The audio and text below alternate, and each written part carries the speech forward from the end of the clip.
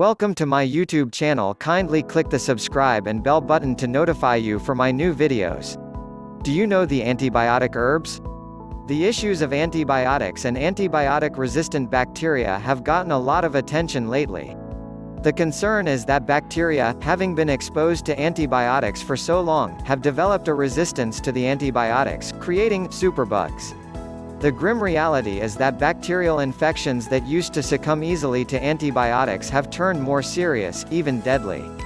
Interestingly, though, herbs with antibiotic properties seem to elude the bacterial learning process and thus do not appear to produce resistant bacteria. Antibiotic herbs can be used around the home for minor infections and as antiseptics to prevent infection. Here are some of the more useful antibiotic herbs. 1. Garlic. This smelly but effective herb is an antibiotic powerhouse.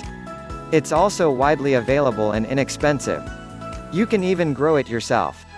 How do you use it? Garlic works best when used internally. It can be made into ear drops and used to combat ear infections. Simmered in broth or water, it makes a healing broth that works especially well for upper respiratory infections. Garlic can be minced and added to all sorts of foods, from pasta to salad.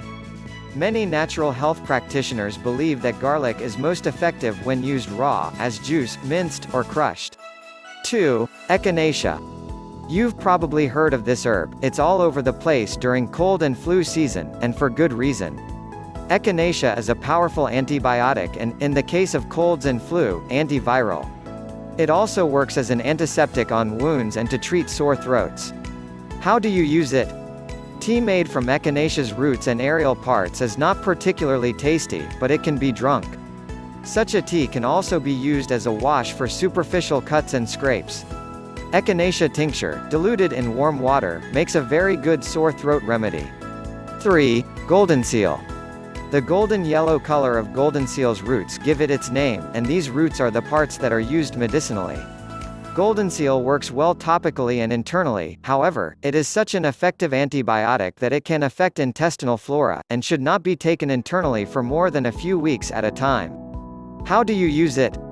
Infused in boiling water and then cooled, golden seal has a reputation as a very effective eye wash for infections in and around the eye.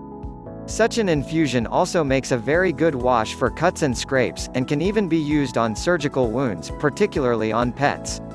4. Ginger. Did you know that ginger can work as an antibiotic?